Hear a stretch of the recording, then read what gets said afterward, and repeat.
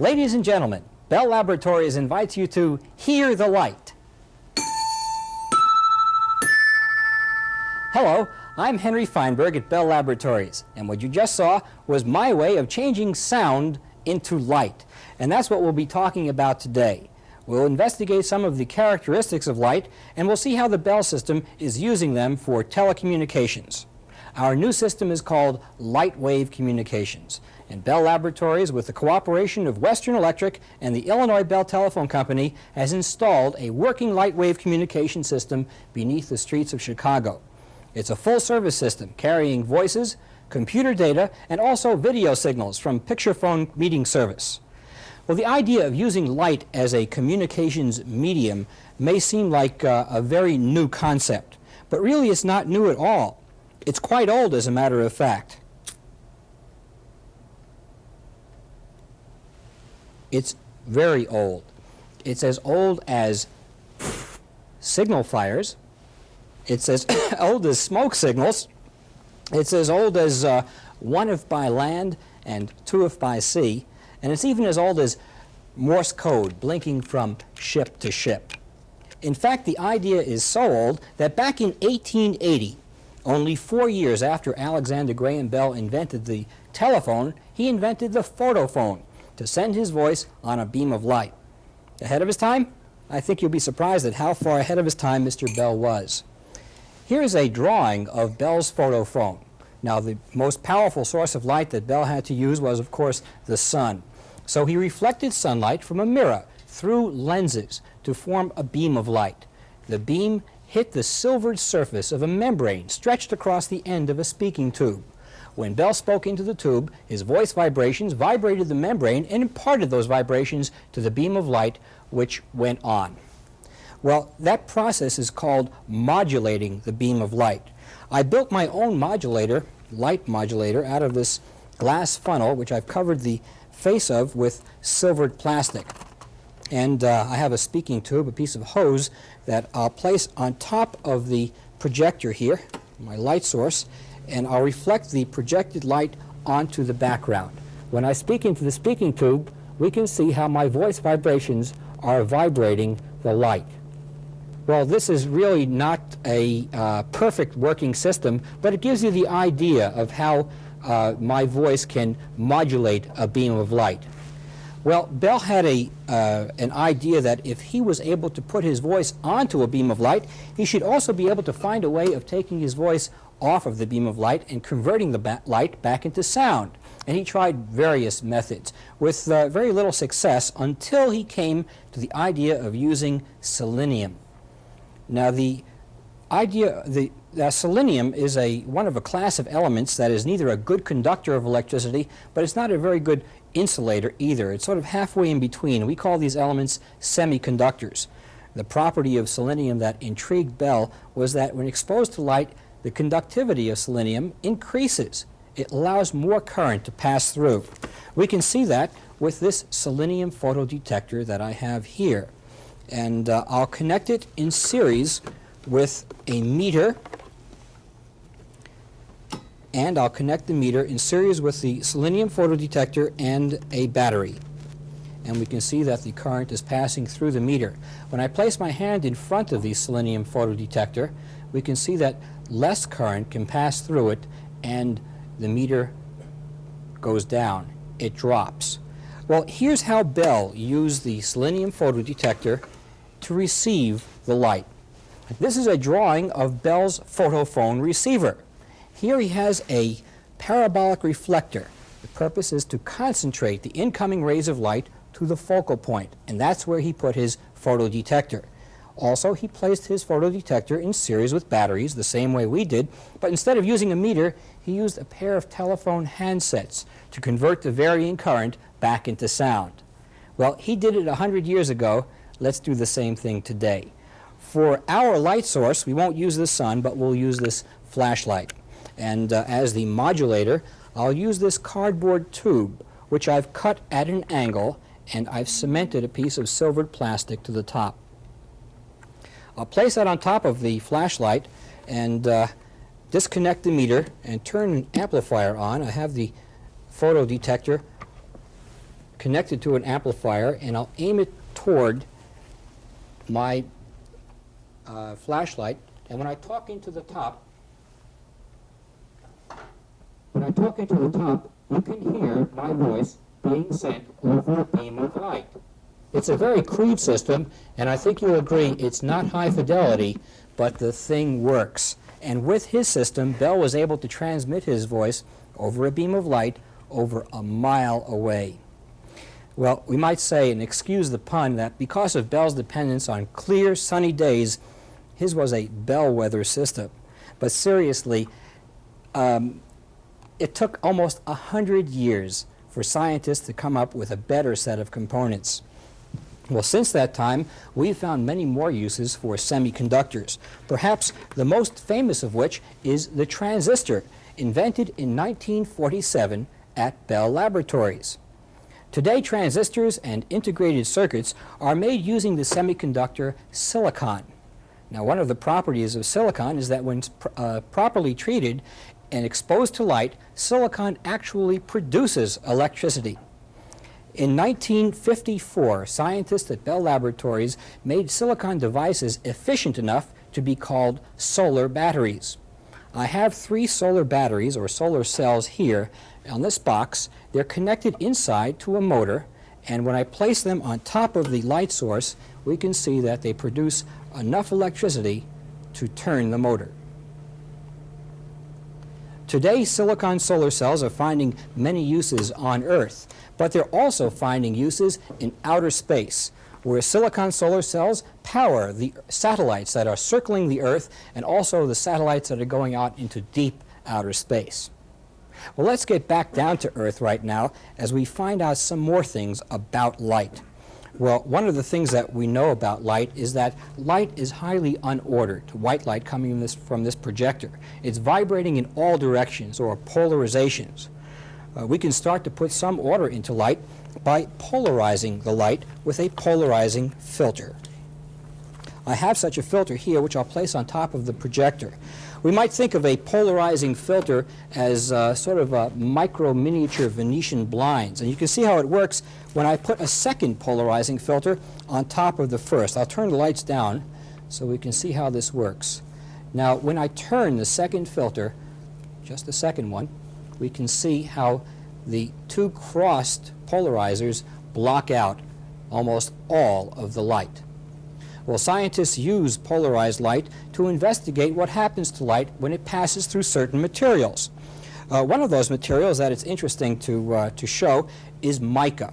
Mica is a mineral that when placed in polarized light, well, it's normally clear, but when I cover the mica with this second sheet of polarizing material, and they're between the two, we can see the colors appear.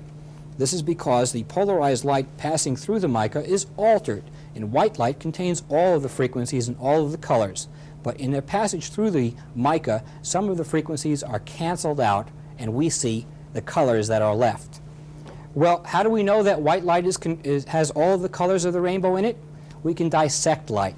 And we'll dissect light not with a scalpel, but with this glass prism, a triangular-shaped glass prism.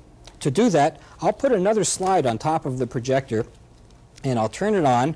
I'll turn my lights down, and since we're going to bend the light, I'll pull this image down below the screen, because the white light traveling through the prism is bent, but bent by different amounts by the different frequencies of light, or different wavelengths, which we see as different colors.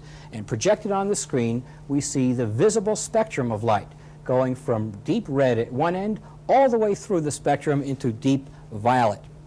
Well, there's a lot more light outside this visible spectrum that humans can't see.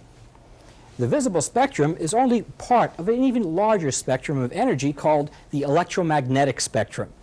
Now, the electromagnetic spectrum consists of waves starting at the low-frequency end of low-frequency radio broadcast, TV, radar, then into the infrared, past the visible light that we just saw, to ultraviolet, X-rays, gamma rays, and cosmic rays.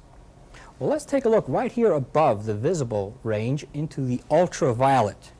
Now, our eyes can't see ultraviolet light directly, but we can see the effect that ultraviolet light has on certain materials. I'll turn my lights down and turn my ultraviolet light on, and we can see one of these materials.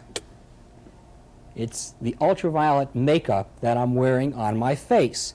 This is an effect called fluorescence, and the phosphors in the makeup on my face are similar to the phosphors on the inside of your screens of your television sets, and also coated on the inside of fluorescent lamps. Well, let's do a different experiment with a different phosphor, and for this I'll need a volunteer. Dawn, would you come up, please? Thank you. It's Dawn Franklin. Dawn, I'm going to take your picture. Okay? And to do this, I'll lower my screen, and I'd like you to stand in front of the screen while I get my camera.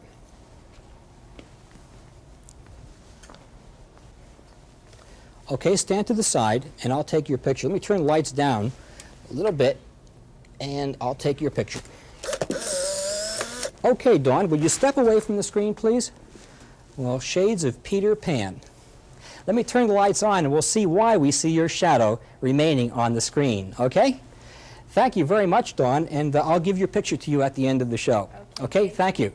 Well, this screen is coated with a phosphor, a different type of phosphor that absorbs light and stores the energy for a while before each of the atoms releases the energy at random intervals.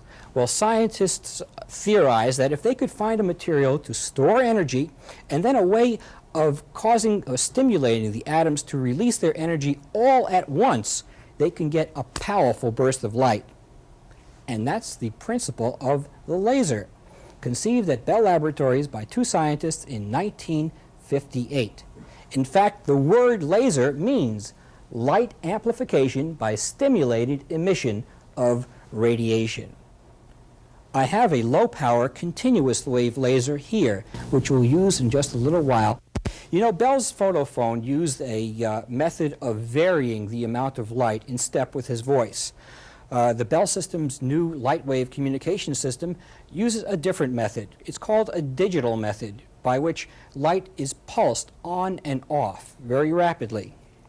Well, scientists at Bell Laboratories wanted to find out, well, just how fast can light be pulsed on and off? And I have a photograph that they took of a pulse of laser light passing through a small glass bottle like this. The bottle was filled with a special liquid which made the pulse of light visible. I'll put the picture on the projector, but I have to put the screen up first.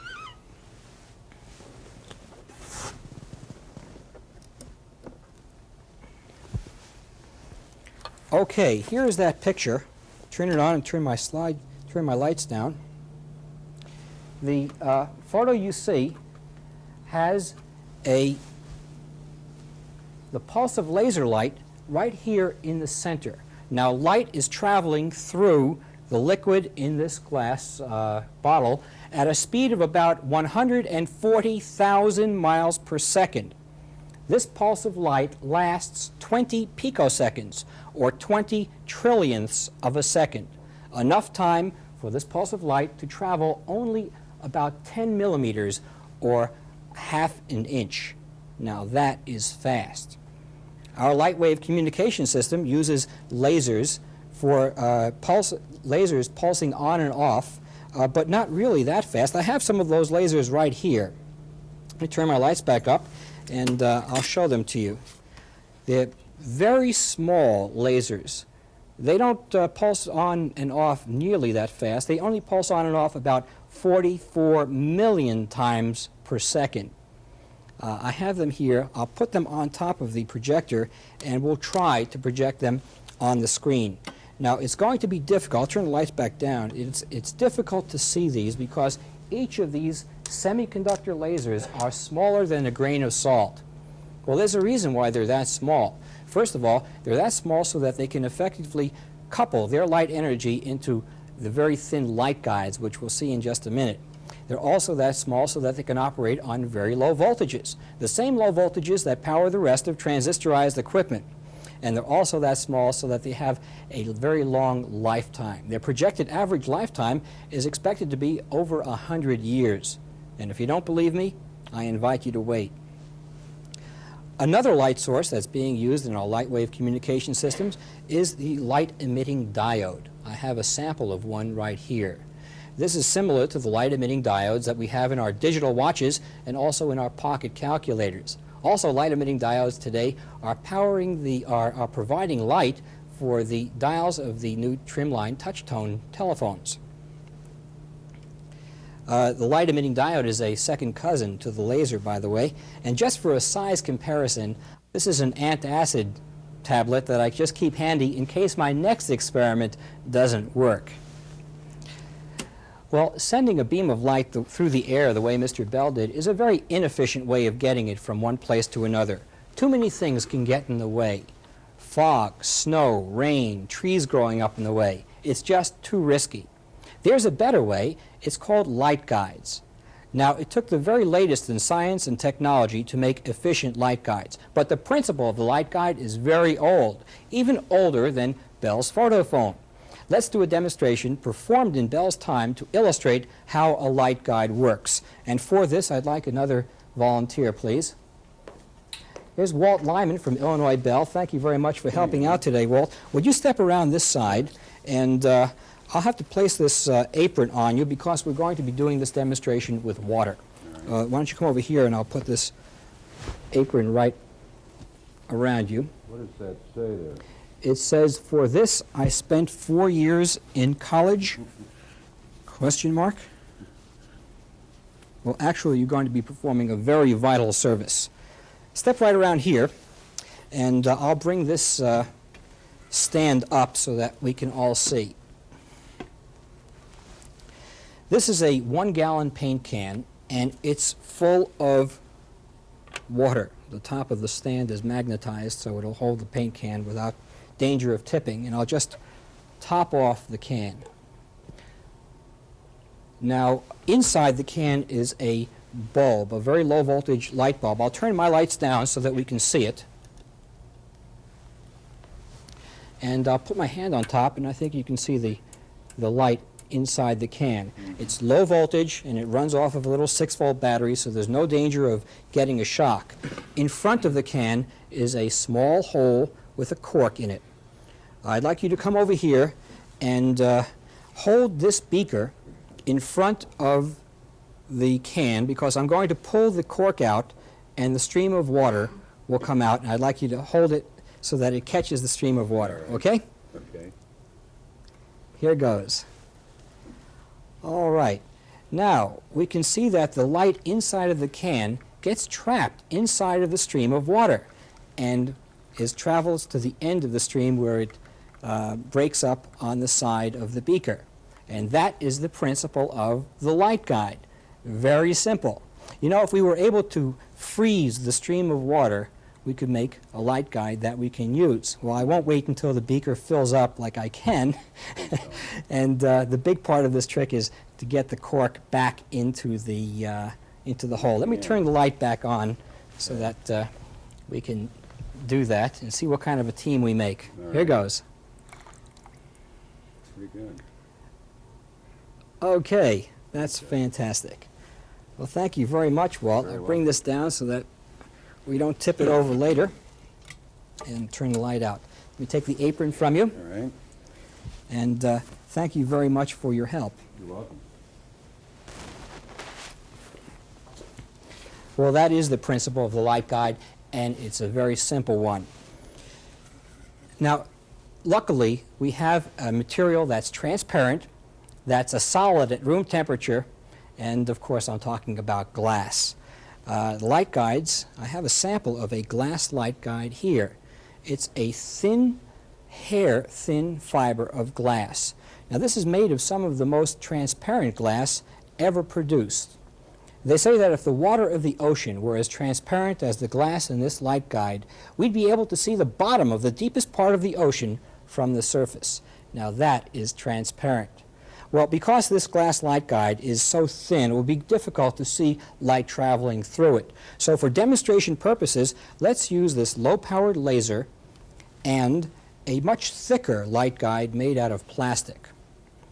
I'll turn the laser on, put the light guide into the front of the laser, and turn my lights down. And you can see how the light goes in one end of the light guide, gets trapped inside the coil of wire, and can't get out until it reaches the other end. Now, you can't see this on your TV screens, but here in the studio, we can see that the entire coil of light guide is glowing very dimly. All of the light that is coming out of the sides of the coil would be wasted for use in a communication system. To see what happens inside of a light guide, let's use a larger, a much thicker tube. This is a glass tube which I filled with water. And I'll turn my lights down a little more so that we can see this. Now, the light from the laser is streaming into the bottom of the tube. When I start to tilt the tube, we can see the laser light hitting the side of the tube. But instead of bouncing out, it's reflected back into the tube. This is called total internal reflection. And you can see it zigzagging back and forth inside of the tube. Well, actually, this light is not being totally internally reflected, or you wouldn't see any. I put a drop of milk in the water so that some of the light is reflected toward our eyes. Well, it took the very latest in technology and a lot of work to make efficient light guides. The light guides that are used in our lightwave communication system consist of a central core of the ultra-transparent glass we spoke of earlier. The composition of this glass changes gradually away from the center, so that any rays of light that start to move off-center are bent gently back so that they stay in the center. They never even touch the outer wall of the central core. There's, around the central core is a cladding of a different type of glass, and around that a protective layer of plastic to prevent abrasions. The use of glass light guides in our lightwave communication system is even more efficient than using copper wires. In fact, using a digital copper wire transmission system, it will be necessary to have an amplifier, or we call them repeaters, every mile along the way. Using light guides or glass light guides, we only need repeaters every 4 miles. And most telephone buildings in cities where these systems are being used, have telephone buildings located less than 4 miles apart. In our system, we take 12 glass fibers and place them side by side in a ribbon. I'll place this ribbon on top of the projector stage so that we can see the 12 glass fibers. Now, by electrically bundling telephone calls together, we can place over 600 simultaneous phone calls on each pair of light guide strands.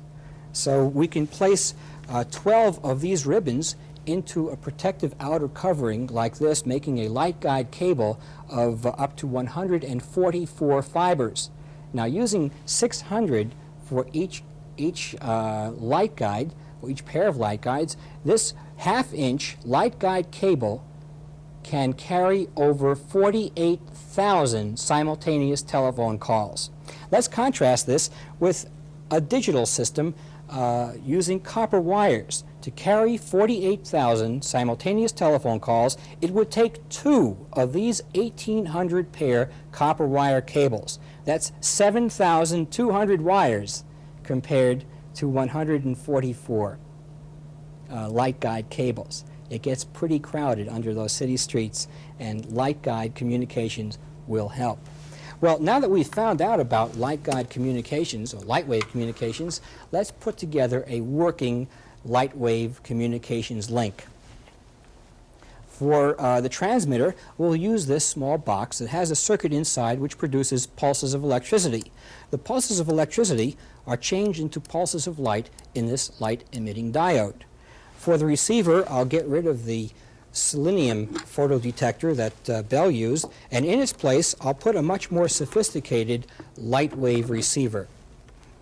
The photodetector in this light wave receiver is hundreds of times more sensitive than the selenium photodetector. I've turned it on. For the modulating source, this transmitter is connected to a cassette tape player, which I'll turn on. And now for the link between them, we'll use this plastic light guide. I'll connect one end to a hole drilled into the light emitting diode, and the other end goes over here to the receiver.